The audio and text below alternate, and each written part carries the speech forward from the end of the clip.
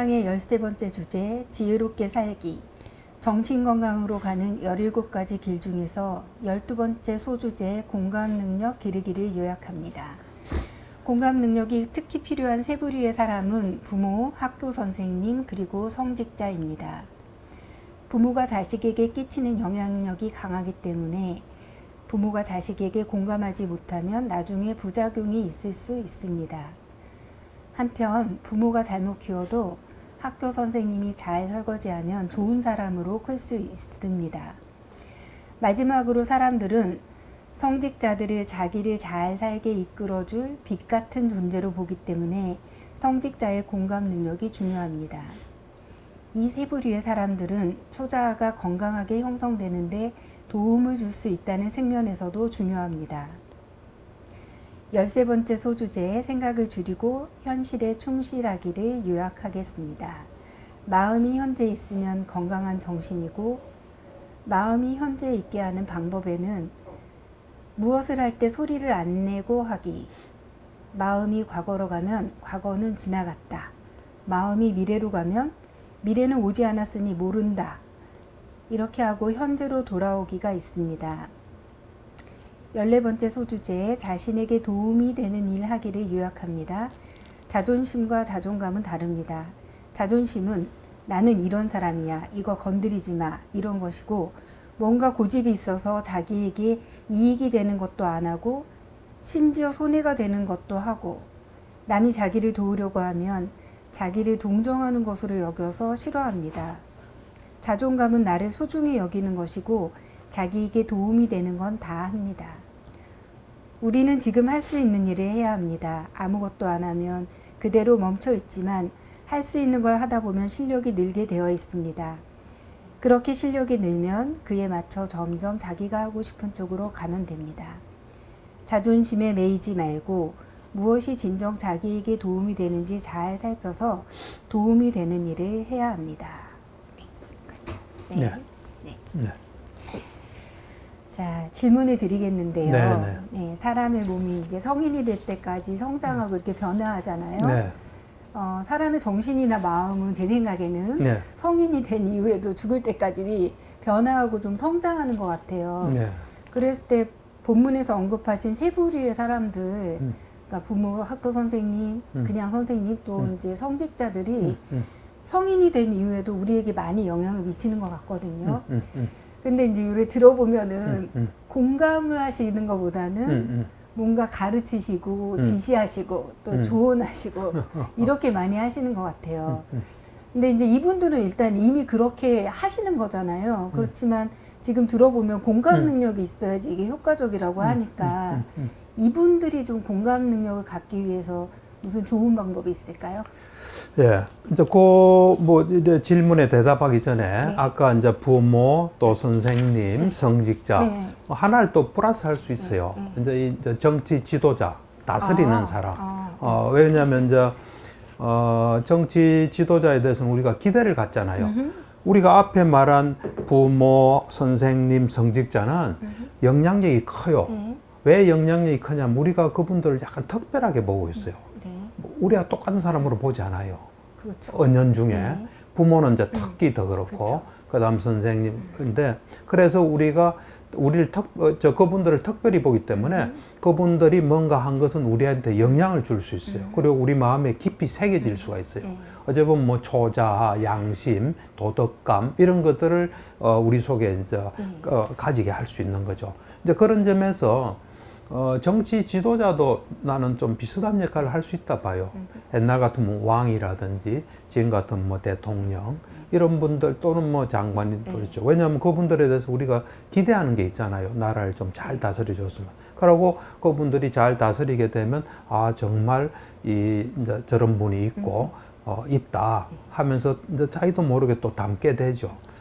그래서 이제 이 세 분, 이제 뭐 아까 세 분으로 이야기해서 이제 세 분으로 이야기한다면, 부모님이나 또 그 다음에 학교 선생님, 성직자, 이분들이 뭘 하게 되면 세 가지 면에서 영향을 줄 수 있어요.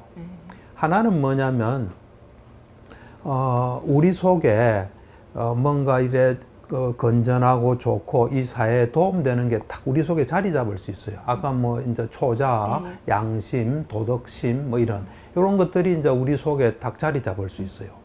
그 다음에 이제 두 번째는 뭐냐면 그 사람들이 이제 그렇게 하는 과정에서 하나의 롤 모델이 될 수 있어요. 선생님이 나한테 이렇게 잘 듣고 또 그에 맞게 하는 걸 자꾸 접하다 보면은 그것을 우리가 배울 수가 있어요. 이제 집에서 부모님이 내가 뭘 말하면 잘 듣고 나한테 딱 맞는 걸 해주듯이 나도 뭐 친구든지 누구든지 동생이든지 말하면 잘 듣고 그걸 할 수 있어요. 자기도 모르게 좀 모델링이랄까 배울 수 있는 게 있어요. 그러니까 이제 아까 첫 번째는 자기 속에 좋은 것이 딱 자리 잡고 두 번째는 자기도 모르게 학습이 될 수 있어요.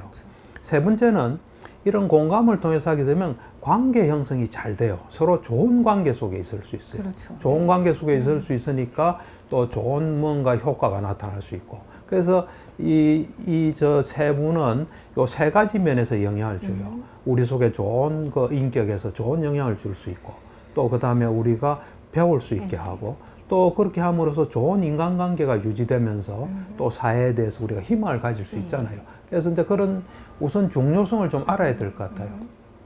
알아야 되는데 사실은 힘든 게 이제 부모만 해도 우리가 아주 밀접한 남 같으면 잘 보고 그에 맞게 하려 하겠죠. 하지만 부모는 자식은 이래야 돼. 뭐 그런 게 좀 있어요.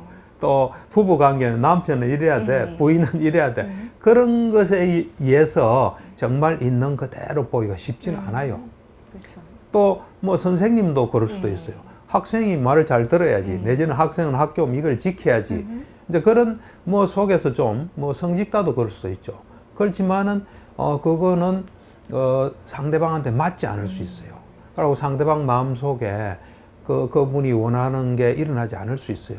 그래서 이제 제일 중요한 거는 지금 상대방이 어떤 마음, 어떤 상태고 거기서 그걸 먼저 알고 먼저 아는 게 제일 중요해요.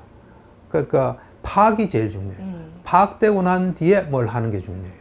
파악이 제대로 안 되고 뭘 하면 뭐 자기가 하는 사람이 원하는 게 일어날 수도 있고 안 일어날 수도 있어요. 그래서 파악이 언제나 이제 제일 기반이 돼야 돼요. 그래서 파악을 이제 충분히 하고 그 다음에 거기에 맞는 뭐를 해 나가는 거. 이제 파악이 공감이에요. 나는 기본적으로 이래 생각해요. 뭐 정신치료, 심리치료, 심리학. 이제 치료를 주로 하는 심리학에도 여러 파트가 있잖아요. 이제 치료, 상담, 상담 심리라든지 또 정신치료 이런 것이 우리 사회에 큰 기여를 한 게 공감의 중요성을 이제 알린 것 같아요. 그래서 이 공감이 뭐 어떤 사람 이런 말 하더라도 20세기에 그 공감을 모르면 문맹이다 뭐 이런 말도 있더라고요. 그리고 이제 공감의 중요성은 점점 커져요. 왜냐하면 문화권이 다른 사람들도 와서 살고 이렇기 때문에 상대방을 잘 알아야 돼요. 그래서 파악이 먼저인데 그래서 이제 공감의 우선 이런 중요성을 먼저 좀 알아야 될 것 같아요. 공감의 토대 위에서 뭘 하는 거는 효과가 있어요. 근데 공감의 토대가 안 되고 하는 거는 다 문제가 생길 수 있어요. 공감이라는 건 어찌 보면 진정한 이해예요. 진정한 이해. 또 상대방에 대한 존중이 담겨 있고 상대방이 어떤 걸 하더라도 그것은 그럴 수밖에 없는 뭐가 있다. 물론 그 사람이 말한 대로 하라는 건 아니에요. 그래서 그런 하여튼 공감의 토대 위에서 뭘 해야 되는데 이제 공감을 하는 방법은 아까 말했다시피 이제 자식은 이래야 돼. 이런 게 좀 없어져야 돼요. 또 학교 선생님 같으면 학생들은 이래야 돼. 이제 또 뭐 성직자 같으면 신도들은 이래야 돼. 신자는 이런 거 이제 없이 정말 이제 정확하게 보는 훈련을 해야 돼요. 근데 정확하게 본다는 거는 우리가 남의 마음은 타심통이 있기 전에는 완전히 알 수는 없어요. 아무리 가까운 사이라도. 그 순간에 미세하게 있는 마음을 어떻게 알겠어요? 그러니까 우리가 일단 가장 중요한 건 내가 모른다. 모른다 하는 걸 전제로 상대방을 있는 그대로 자꾸 보고 또 상대방이 돼서 상대방이 뭘 말하면 상대방이 상담에 대해서 말하는 거를 말한다는 마음으로 자꾸 듣고 상대방의 눈으로 보고 상대방이 느끼고 하는데 좀 방법을 하나 이야기한다면 우리가 가만히 있는 사람은 공감하기 어려워요. 아무런 표정 없이 가만히 있으면 그 마음은 뭐 돈 생각을 하는지 네. 무슨 생각인지 어떻게 그쵸. 알아요? 네. 타심통이 있지 않으면 알 수 없어요. 그쵸. 근데 이제 상대방의 마음을 좀 알 수 있는 힌트가 있어요. 힌트는 세 가지예요. 하나는 말이에요. 그 사람이 무슨 말을 하잖아요. 근데 말이란 건 마음이 발동하지 않으면 절대로 말이 나올 수 없게 구조가 돼 있어요. 그 다음에 표정도 마찬가지예요. 행동도 마찬가지고. 이제 그럴 때 어떤 사람이 말을 하면 그 말에 걸리지 말고, 걸린다는 건 기분 좋다, 나를 존중하구나, 기분 나쁘다, 왜 저런 말하지, 그건 걸리는 거예요. 그 걸리지 않고 말이 원래 나온 마음으로 쭉 따라 들어가는 훈련을 자꾸 해도 마음에 좀 건져져요. 그러니까 사람 마음은 잘 안 바뀌기 때문에 자꾸 하다 보면 좀 알게 돼요. 그 다음에 표정도 마찬가지예요. 표정에 걸리지 말고, 걸린다는 건 좋아하고 싫어하는 거예요. 또 뭐 왜 저러지 않은 생각하는 거, 그거 없이 그냥 쭉 들어가는, 또 행동도 쭉 들어가는, 이거를 하는 것도 하나의 방법이에요. 그러니까 뭐 그렇거나 안 그러면 이제 우리가 사람을 턱 만나면 그 사람하고 만나기 전까지 과거가 영향을 좀 줘요. 이렇게. 그렇죠. 저 사람이 전에 나한테 잘못했으면 잘못한 영향을 받는데 그걸 이제 수습할 수 있는 길이 필요해요. 그렇죠. 그거 없이는 그 사람 그 순간에 있는 그들을 알기가 힘들어요. 그러니까 뭐 학교 선생님 같으면 좀 문제 아들이 좀 있잖아요. 그렇죠. 적어도 그런 애들은 만날 준비를 좀 하는 게 필요해요. 이제 학교 가기 전에 이제 가만히 조용히 혼자 있을 시간에 문제가 뭐 한 3명 있다. 그럼 최소한 3명에 대해서는 어제 봤던 걔 모습을 가만히 보는 거죠. 걔 마음속으로 들어간다, 이런 마음으로. 근데 이제 그걸 하는 과정에서 뭐 내가 이거 왜 해야 되지? 그만 나쁜 놈이야. 좋아. 이런 거 있으면 스톱하고 그 존재로 자꾸 들어가는. 이제 그런 거 하면 그 대신 모르잖아요. 그죠? 모른다 하면서 쭉 자꾸 하다 보면 내가 다른 사람은 정말 알기는 어렵구나. 그리고 참 대단한 존재들이다. 대단한 세계다. 이러면서 이제 상대에 대한 그런 걸 딱 마음을 가지는 거죠.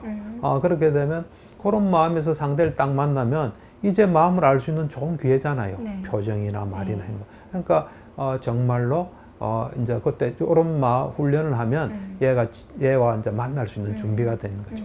그러면서 걔를 만나는데 정말로 우리가 공감을 하고자 하는 마음이 된다면, 공감이 목표면 뭐라도 이 사람이 마음을 알 수 있게 하는 건 다 고마운 거죠. 욕을 해도 고맙죠. 전 하나구나. 마음을 그때는 정확히 알 수 있는 거 아니에요. 이제 그런 마음으로 자꾸 훈련을 하다 보면 이제 상대의 마음을 알 수 있고, 우리가 이제 조금 착각하는 게 자꾸 공감하라면 그 사람이 시킨 대로 하고 다 받아주라는데 그건 아니에요. 그렇죠. 먼저 알고 그 다음에 거기에 적절하게 하는. 알지 않고 뭘 하면 그게 안 맞을 수 있어요. 그렇죠. 그래서 그런 이제 그 공감에 대해서 정확히 알고 이게 필요하고, 또 그렇게 이제 만약에 그 학교 선생님이다. 그럼 학생한테만 이제 그런 훈련을 하는 게 아니라 자기 가족이든지 뭐 해서 사람을 만나면 누구에게나 그 할 수 있는, 뭐 심지어는 동물도 딱 보면 동물의 마음을 딱 보는 그런 이제 그런 하여튼 존재가 있으면 마음이 있잖아요. 그 마음을 자꾸 있는 그대로 보는 훈련을 한다면 뭐 나는 어렵지 않다 봐요. 공감이라는 건 훈련이지 뭐 타고난 것도 있겠죠. 있겠지만 훈련에 의해서 얼마든지 개발될 수 있는 어떤 능력이에요.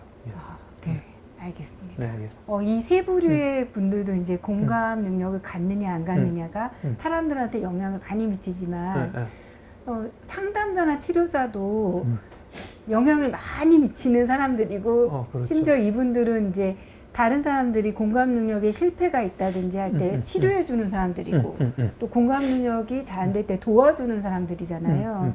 그래서 이분들이 공감 능력을 갖추는 게 굉장히 중요한데, 뭐 비슷하겠습니다만 만약에 이제 불교정신 치료에서 치료나 상담자의 공감 훈련을 만약에 구성을 한다면 좀 어떤 내용들로 채워지면 좋을까요?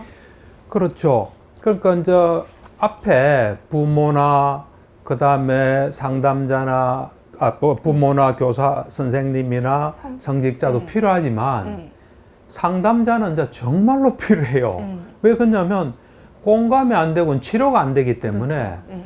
우리가 보통 상담이나 심리 치료를 심리적인 수술이라 그래요. 네. 수술을 한다는 거는 배를 열고 쫙 잘 봐야 되잖아요. 네, 그렇죠. 보고 건강한 건 손 안 대고 병적인 걸 해야 되잖아요. 그에 해당되니까 공감이에요. 그러니까 공감이 안 된다는 건 치료가 성립이 안 되는 거예요. 그러니까 이거는 엄청나게 중요한 거예요. 공감이 안 되는 사람이 치료한다고 앉아 있으면 그건 안 되기 때문에 이거는 이제 자기 어떤 살 길이 달린 문제예요. 물론 이제 뭐 완벽한 뭐 공감이 되면 더 좋겠지만 어쨌든 그 순간에 최대한 공감하려고 노력하고 그래 해야 돼요. 그리고 그 칼 로저스가 뭐 전에도 우리가 했지만 그 성공적인 치료자가 보면 학파에 관계없이 세 가지를 갖췄다 할 때 그 중에 하나가 정확한 공감적 반응이에요. 공감 없이는 아무것도 성립이 안 되기 때문에 우리가 뭐 상담 심리학 뭐 1급 뭐 있지만은 거기에 공감 자격증이 같이 붙어야 돼요. 그러니까 공감 없이는 안 되거든요. 네. 그래서 공감은 굉장히 우리가 절실히 해야 될 그 치료 도구예요. 예. 그러니까 그거는 정말 그 상담을 한다든지 정신치료하는 사람들은 그러니까 언제나 치료 능력 개발을 치료 능력, 공감 능력을 개발해야 돼요. 공감 능력이라는 거는 하여튼 정확히 보는데 그 정확히 본다는 건 타심통이 있으면 정확히 보지만 이제 노력하는 거죠. 그리고 노력을 하면서 모르면 모른다 그러고 또 잘못됐을 땐 바로 인정하고 수긍하고 그래 왜 그러냐면 이 공감이라는 것은 이해를 하기 위해서 정확하게 이해하기 위해서 하는 작업이에요. 작업이고 공감의 바탕을 둔 이해, 또 이해의 바탕을 둔 관계 형성 이걸 이제 통해서 이 치료가 되기 때문에 그게 왜 치료가 되냐면 사실은 상담받으러 온 사람들, 치료받으러 온 사람들이 보면 다른 데서 이해를 못 받았다고도 볼 수 있어요. 이해를 못 받아요. 사람은 누구나 무슨 생각을 해도 그거 정당한 거예요. 어떤 감정을 가도 정당한 거예요. 정당은 하지만 또 문제가 생길 수 있으니까 정당한 건 인정하고 이래 들어가고 치료가 되는데 보통은 뭐 하면은 그냥 그 인정 자체가 없어요. 그렇죠. 이상한 놈이다 이래 되잖아요. 그래서 어째 보면 이해받지 못한 사람이에요. 근데 치료자를 만났는데 자기를 정말 진정으로 이해하려 그러고 이해하고 그 바탕에서 뭘 한다 이러면 자기가 이해받고 있다는 느낌 자체가 굉장히 치료적인 효과가 있어요. 나를 이해할 수 있는 세상이 있구나. 그렇죠. 그러니까 그 어떤 그 공감을 바탕으로 한 이해, 이거는 굉장히 치료적이기 때문에 치료자가 시간만 뭐 상담 시간에 때운다고 되는 게 아니거든요. 그렇죠. 예. 그러니까 상담 받으러 온 사람이 느낄 때, 이 사람은 좀 다른 사람하고 다르다. 뭔가 좀 특별하다. 나를 정말 있는 그대로 이해하려고 노력하고 이해하고 또 그 바탕에서 뭔가 내한테 도움 주는 뭘 하구나. 그러니까 옛날에 내가 그 상담했던 사람이 이 사람이 있었어요. 선생님 이상합니다. 다른 데서 누가 자기 보고 뭐라 하면 그냥 반감도 안 든대요. 근데 여기서 말하면 그대로 하게 된다 그러더라고. 그게 이제 그런 어떤 공감의 바탕을 둔 이해와 그 사람을 이제 그 사람과 의논하는 뭐가 있는 거예요. 그러니까 이제 공감이라는 거는 다른 인간관계에서는 좀 인간관계가 좋게 하는 뭐도 있겠지만 이거는 치료에서는 완전히 정말로 중요한 거예요. 그러니까 치료자는 그런 중요성을 알고 그걸 충분히 이제 해야 되는데 내가 볼 때는 아까 뭐 이야기하고도 중복되지만 환자나 내담자 앞에서만 딱 이해하려면 안 돼요. 평소에 누굴 보든 간에 평소에 사람을 깊이 있게 이해하는, 있는 그대로 이해하는. 그때에서 그 사람 시킨 대로 하던 건 아니에요. 그러니까 그런 사회 현상이든지 사람이든지 또 뭐 자연 현상이든지 또 사회가 변화하는 그 속에서 정확히 보려는 노력 이런 것들이 많이 무르익어야 될 거예요. 그래서 처음 보는 사람이지만 빨리 그 작업을 할 수 있는. 그래서 이제 그런 게 좀 필요하고. 이제 불교 정신치료는 이제 그런 불교 정신치료도 결국은 공감의 바탕 위에서 하는 거예요. 공감의 바탕 위에서 하는데 이제 보면 다른 일에 특히 이제 공감을 중요시하는 칼 로저스예요. 칼 로저스 그 이제 치료한 기록을 보면 그 공감에서 뭔가 작업을 하더라고. 하는데 이제 불교 정신치료는 조금 다르죠. 불교 정신치료는 내가 세운 불교 정신치료는 세 가지 원리 있잖아요. 나의 몸과 마음의 속성 어떤 건지, 세상에 돌아가는 원리, 또 순간순간 지혜로 사는 공감의 바탕 위에서 요 작업을 하는 거예요. 공감의 바탕 위에서. 그래서 그 사람이 도움되고 그 사람의 한계를 좀 뚫어주는 이제 그런 작업을 하는 게 불교 정신치료는 좀 다르고, 또 불교 정신치료는 더 깊이 있고 심도 있는 공감 능력을 좀 하면 더 좋죠. 예. 그렇고 그다음에 이제 공감은 좀 다르지만 이제 사람을 볼 때 저 사람이 지금 그 정신인식 과정, 이제 유익한 마음인지 해로운 마음인지, 그리고 유익한 마음은 또 유익한 마음에 어떤 또 그 마음 부수가 있는지 그런 것까지 좀 세밀하게 보고, 만약에 해로운 마음이 어떻게 하면 유익한 마음으로 바꾸는지 뭐 그런 것들이 좀 추가될 수 있겠죠. 기본적으로는 공감은 똑같아요. 좀 깊이 있게 이해하는데 더 깊이 있게 이해가 되면 더 세밀한 작업들을 할 수 있겠죠. 추가 질문이 있는데요. 예. 제가 들으면서 이제 약간 찔리는데, 이제 예. 취준생들을 개인으로도 상담하지만 뭐 네. 집단으로 소규모로 이렇게 만나기도 하는데, 그 이제 소규모 집단 중에 한 취준생이 다른 청년들은 원서도 통과가 안 되고 잘 안 되는 거예요. 근데 이 내담자분은 돼요, 되기는. 근데 예를 들면 2개가 되면 우리가 보기엔, 여기 앉아있는 사람들이 보기엔 다 A를 선택할 것 같은데 꼭 B를 선택을 하는 거예요. 근데 이제 그거는 이제 안 되죠. 뭐가 문제가 생기죠. 그래서 그러니까 계속 이게 반복이 되니까 너무 답답하고 이게 공감이 어려운 거예요. 왜냐면 좀 말씀하신 걸 다시 한번 더 이야기 좀 해주세요. 그러니까 이제 취준생들 소규모 집단이 있는데 다른 친구들은 서류도 요즘에 잘 안 되거든요. 서류 통과도 안 되고. 예. 그리고 뭐 면접 보러 가기도 힘든데 이 청년은 되는 거예요. 돼요.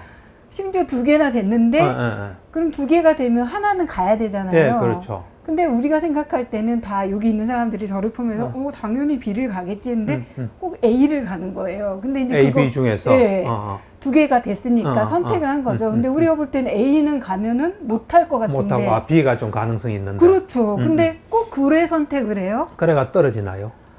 떨어지는 게 아니고 거기 이제 합격은 된 건데 못 다니는 거죠. 거기가. 그 자기하고 안 맞아서. 그렇죠. 우리가 그러니까 자기한테 안 맞는 데를 택하네. 자꾸 선택을 하니까 이제 처음에는 그래 그런 것도 하고 싶겠지. 근데 나중에 이제 너무 답답하고. 그게 그 사람의 문제예요. 사람은 자기가 적합한 곳을 볼 수 있는 눈이 있어야 돼요. 그리고 적합한 곳에 가야 돼요. 근데 적합하지 않은 곳을 간다는 거는 이 사람만의 뭐가 그런 걸 볼 수 없거나 보더라도 무리하는 뭐가 있는 거죠. 그걸 바뀌어야 돼요. 근데 그때 이제 공감의 마음보다는 자꾸 너무 답답하고 제가 속상한 마음이 날 때 이게 이 사람의 문제구나. 그렇죠. 그러니까 이제 그때 공감이라는 거는 그 사람이 볼 때 여기가 좋아. 여기 가면 나 잘할 수 있어. 그런 걸 이제 그 사람 마음속에 일어나는 걸 잘 봐야 되죠. 그러면서 그 공감의 바탕 하에서 그렇게 당신이 가고 싶은 마음 그거는 자연스러운 거예요.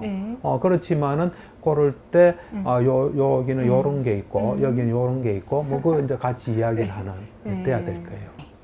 뭐 지금까지 그 마음이 이제 현재에 있어야 된다는 거, 과거나 미래로 가는 게 좋지 않다, 이제 이런 거 많이 얘기해 왔는데 정말 증상이나 어떤 정신 건강 이런 거는 지금 마음이 현재에 있을 때 건강한 거고, 만약에 미래나 과거로 가면 뭐 우울이라든지 불안이라든지 여러 가지 정신 장애랑 이제 관련이 되잖아요. 그래서 이제 현재의 마음을 두는 게 굉장히 중요한데 안 되니까 이제 아픈 거죠. 특히 그 정점에 있는 게 여러 가지 장애가 있지만 그 PTSD는 정말 과거나 거의 과거 아니면 미래에 있잖아요. 그렇죠. 지금 마치 이제 자라보고 이제 놀란 가슴이 소뚜껑 보고도 소뚜껑을 못 보잖아요. 거의 그렇죠. 자라만 보는 거잖아요. 맞아요. 그래서 상당히 어려워서 이런 PTSD를 치료하는 기법들이나 접근들이 이제 많이 있고 또 이제 공통 요인도 있는데 이제 불교 정신치료에서 만약 PTSD를 치료한다면 어떻게 좀 마음을 현재로 좀 오게 할 수 있는지 좀 방법이 있을까요? 먼저 내가 진료실에서 가끔 PTSD 환자들 봐요. 외상 후 스트레스 장애 봐요. 그러니까 이제 그 PTSD라고 진단을 내려면 좀 끔찍한 사건이 그렇죠. 있어야 우리가 그 진단을 그렇죠. 그러니까 내릴 수 있잖아요. 근데 전형적인 게 뭐 진짜 전쟁에 참여한 사람인데 요즘 뭐 전쟁에 참여한 사람 보기는 어렵고 나는 이제 주로 PTSD 환자들은 보면 큰 교통사고 난 사람들 내가 좀 많이 봤어요. 그 사람들을 보면서 내가 느낀 게 이 교통사고가 크게 났잖아요. 그러니까 이제 뇌에서 또 날 수 있으니까 조심하라는 신호를 계속 보내는 것 같아요. 내가 그분들을 이제 유심히 자세히 보니까. 그러니까 그분들이 도로에 나가서 운전을 하면요. 그 사람들 표현해서 앞에 차가 자기한테 다가오는 것 같아요. 그러니까 얼마나 그 순간에 힘들겠어요. 그러니까 내 느낌에는 그 PTSD가 한번 있으면 그 유사한 상황에서는 조심하라는 신호 또는 그런 상황 아니라도 대비하라는 신호를 자꾸 보내는 것 같아요. 이제 그럴 때 우리는 이제 두 가지를 해야 될 것 같아요. 하나는 뭐냐면 이건 신호구나. 내가 끔찍한 사건이 나고 뇌에 엄청 충격이 왔기 때문에 올 수 있는 신호구나 하면서 신호로서 일단 좀 알아야 돼요. 신호로서 알고 그 다음엔 현실을 잘 보자. 그러니까 이제 우리가 보통 현재 집중만 이야기하는데 난 지혜와 현재 집중이 같이 가야 된다고 봐요. 지혜롭게 볼 때 현재 집중이 가장 우리한테 이익인 거예요. 왜냐하면 우리는 우리 머릿속에 든 것에 영향을 받거든요. 생각이든 감정이든 어떤 이미지든지 상황이든지. 그래서 그거를 영향을 받기 때문에 그런 지혜가 있어야 돼요. 그래 되면 거기서 현재 집중하게 되면 이 영향을 안 받잖아요. 그래서 현재 또 집중하고 현재 집중하다 보면 또 이런 현실을 또 잘 보게 돼요. 그래서 PTSD는 우선 딱 PTSD가 있은 사람들은 이건 나한테 엄청나게 큰 충격이다. 그래서 나의 어떤 뇌를 포함한 존재가 다시는 그런 위험에 안 처하도록 계속 신호를 보낼 수 있다 하는 걸 가져야 돼요. 예를 들면 조폭한테 뭐 맞아가지고 엄청나게 고생한 사람들은 약간 덩치만 이상하고 이러면 그 탁 무서워할 수 있거든요. 그렇죠.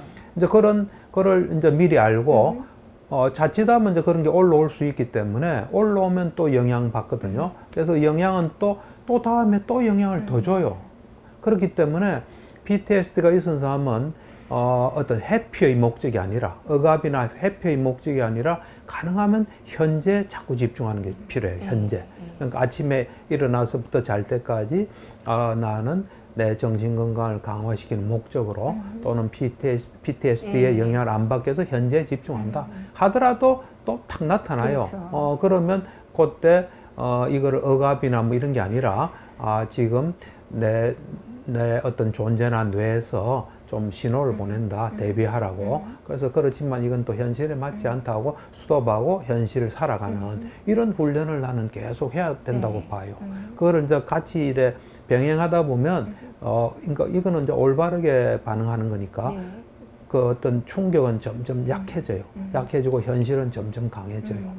그렇기 때문에 PTSD는 내가 볼 때 현재에 집중하는 게 굉장히 중요해요. 그래서 사실 실험도 많이 했어요. 옛날 프로이드는 어떤 그 문제가 있고 그 어떤 갈등이 있는데 그거를 억압하면은 더 문제가 생긴다. 이러는데 저 영국 대학에서 그렇죠. 실험했어요. 내 전에도 한번 이야기했을 거예요. 해보니까 아니에요. 영향을 덜 받을수록 오히려 뇌가 더 회복해 가는 거죠.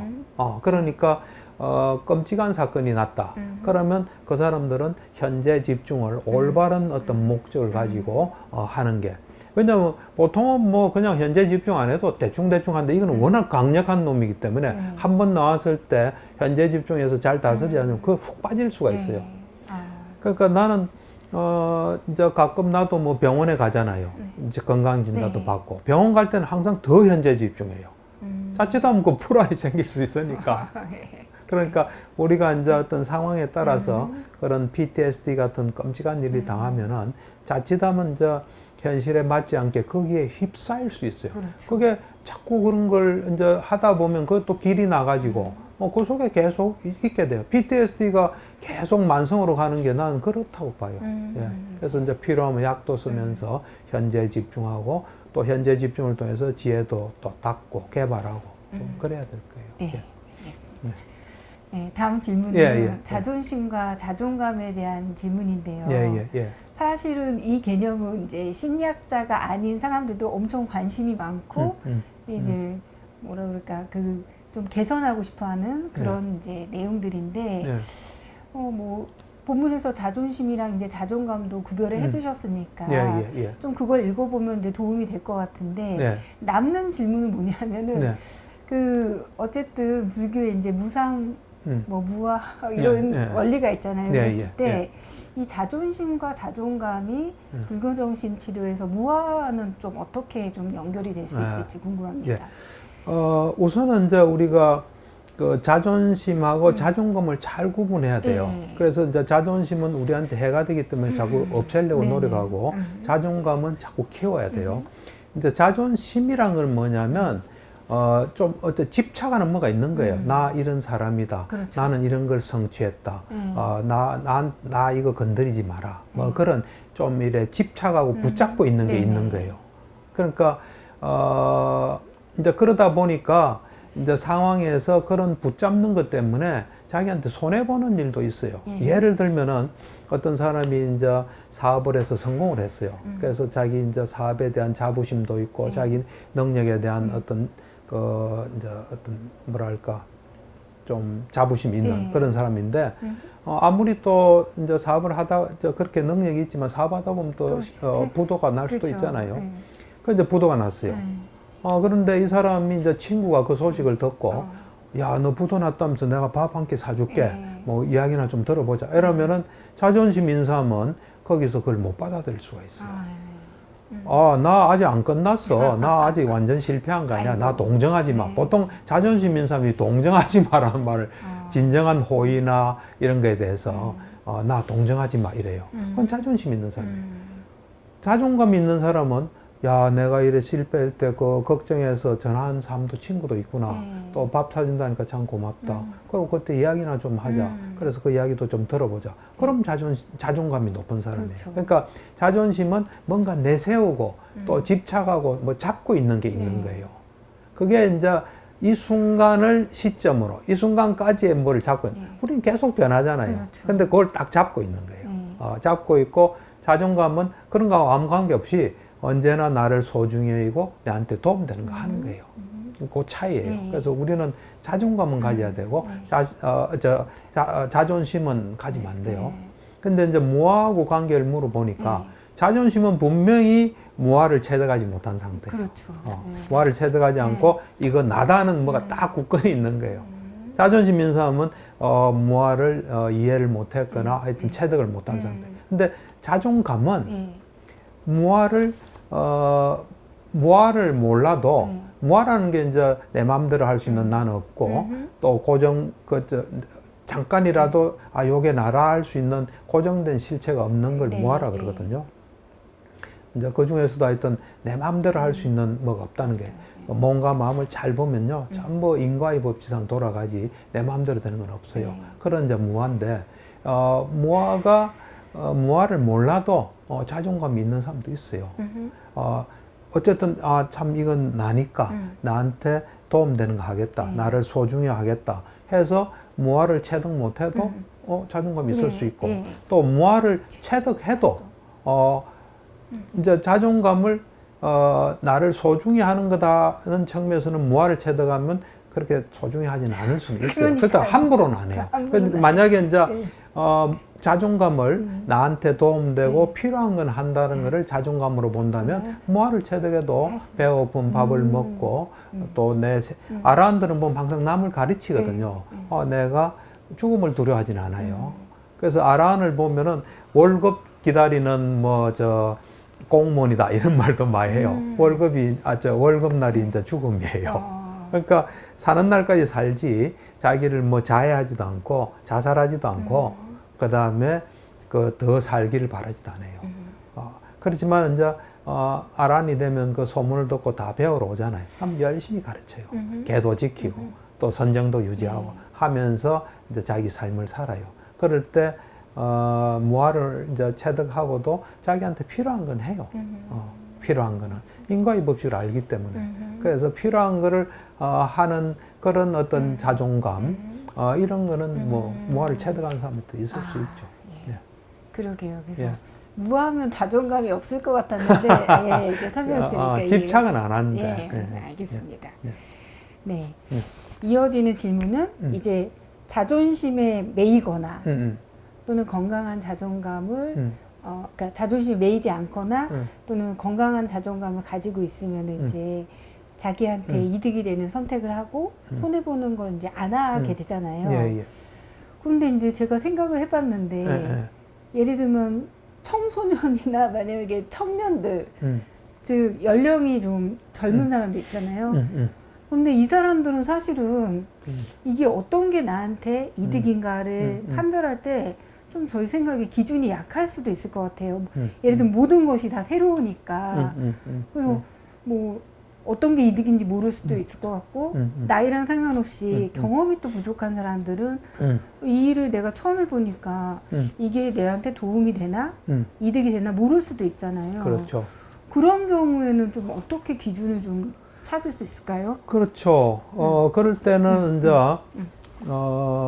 좀 물론 이제 뭐 이래 치료를 받으러 와서 지도를 받고 네. 이러면 좋겠지만 네. 이제 그렇지 못한 사람도 네네. 많잖아요. 네. 그런 사람한테 가이드라인을 준다면 그렇죠. 어떤 게 이득이냐, 어떤 게 손해냐, 이거를 예를 들면은 내가 이걸 해가지고 네. 돈이 생긴다든지 네. 또는 필요한 물자가 생긴다든지 네. 그럼 이익이에요. 근데 이걸 해가지고 네. 돈이 줄어든다든지 물자가 줄어든다든지 그러면 손해 아니에요.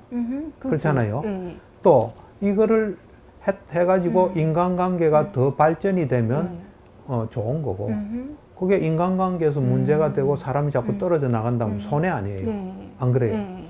그 다음에 또 이걸 해서 내한테 경험이 많이 쌓이고 이래도 이익 아니에요. 그렇죠. 근데 이러다가는 뭘 안 하게 되면 이것도 손해 아니에요. 그렇죠. 그러니까 우리가 그냥 어떤 감정 이런 걸 빼고 감정의 충족을 이익이냐 손해냐 그건 빼고 그렇죠. 실질적으로 눈에 볼 수 있는 거 그걸 가지고 좀 따지면 좋을 것 같아요. 예를 들면 어떤 아까 말한 부도가 났다. 그래서 밥이라도 사주겠다. 그럼 잘 보면은 이 만나면은 밥이 먹을 수 있잖아요. 안 그래요? 네, 맞아요. 근데 그걸 안 사면 공짜로 밥을 못 먹잖아요. 그럼 이거는 이익이고 이건 손해예요. 그 다음에 이 사람이 뭘 했는데 이 사람하고 사람은 우리한테 되게 필요해요. 그렇죠. 인간관계가 되잖아요. 만나지잖아요. 그러고 또 거기서 그 사람이 또 누구를 소개해 줄 수도 있고 그럼 인간관계 늘어나잖아요. 또 그리고 다른 사람의 경험도 들을 수 있잖아요. 그렇잖아요. 그래서 그런 좀 가이드라인을 분명한 가이드라인을 세워야 될 것 같아요. 막연하게 생각하면 뭐가 손해인지 뭐가 이득된지 모르잖아요. 분명히 내한테 돈이 생기나 어떤 물질이 생기나 그 다음에 인간관계가 늘어나나 줄어드나 자존심이 좀 자꾸 끊게 되거든요. 그럼 줄어드는 거 아니에요. 네. 그 다음에 그걸 통해서 내가 경험을 더 할 수 있나 없나. 자존심 때문에 일 안 하면은 어떤 사람은 자기가 지금 다른 데는 취직 못하고 여기는 이제 제의가 들어왔어요. 그 자존심 세워서 안 하면 경험을 못 하는 거 아니에요. 그렇죠. 그렇잖아요. 이제 그런 좀 구체적인 것에서 이제 어떤 내한테 생기나 안 생기나 이렇게 하는. 그 다음에 또 자존심을 내세웠을 때 생각이 많아질 수 있어요. 그 생각하는데 시간을 많이 보낼 수 있어요. 그럼 손해요, 아니에요? 손해잖아요. 그죠? 그러니까 그런 구체적인 가이드라인을 좀 해서 무슨 일이 있을 때마다 그걸 가지고 자존심이 이익인가 손해인가를 좀 따지면 되지 않을까. 그러니까 이제 지금 제가 말씀 들어보니까 감정에서가 아니라 그렇죠. 일단은 구체적인 것들을 기준으로 그렇죠. 해서 일단 있는 그대로 그렇죠. 보고 그렇죠. 그 다음에 이제 선택할 수 있겠네요. 그거다가 하나 플러스 하면 이제 다른 사람이 이걸 어떻게 볼까? 이것도 좀 자존심 세우는 건 다른 사람이 보면 좀 이상하잖아요. 네. 손해보고 바람직하지 않잖아요. 다른 사람이 시각도 좀 넣으면 좋을 것 같아요. 그러게요.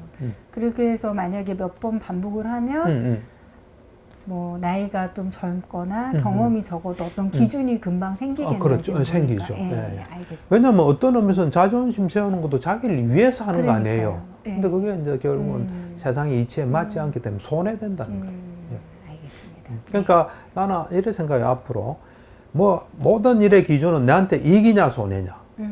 물론 이제 또 남한테 피해는 주면 안 되겠죠. 그렇죠. 그래서 이익이냐 손해냐. 왜 그러냐면 나를 찾아온 사람이 다 손해 보는 걸 하기 때문에 그래서 그거를 이제 이익되게 하게끔 하는 것도 나의 큰 일이거든요. 알겠습니다. 네. 네. 그다음에 이제 그 자존심과 자존감에 대한 이제 이어진 질문인데. 예. 이 과도한 자존심이 있는 분들은 이제 많이 지금 저희가 얘기 나눴지만 놀랍게도 자존감이 되게 낮거나 비어있는 또 자기에 대한 어떤 개념이 비어있는 분들이 많은데 이제 그 중에 이제 대표적인 분들이 이제 자기애적인 어떤 성격 유형이거나 자기애적인 어떤 성격 장애가 있는 분들이 굉장히 자기가 팽창돼 있지만 사실은 자존감 되게 낮잖아요. 맞아요. 그죠? 그래서 겉으로 보면 막 자기를 되게 대단히 생각하나 보다 하지만 굉장히 취약하고 맞아요. 그 과대한 자기를 지키느라고 아까 말씀하신 손해보는 결정도 되게 많이 하잖아요, 사실은. 그래서 이런 분들을 만약에 불교 정신치료에서 치료를 한다면 좀 어떤 방법들이 있을까요? 그렇죠. 이제 치료한다면 일단 그 사람이 동의해서 왔으니까 네. 참 좋죠. 그러니까 이제 보면 자기애성 성격 장애도 자기를 되게 좋게 생각하고 하여튼 자기에게 이제 도움되는 걸 하는데 그게 현실에 안 맞다는 거예요. 그래서 그런 사람이 만약에 치료에 온다면 자기애성 성격 장애가 뭔가 고통이 생길 수밖에 없어요. 그렇죠. 현실에 안 맞기 때문에. 인간관계에서 생길 수도 있고 뭘 하는데 안 될 수도 있어요.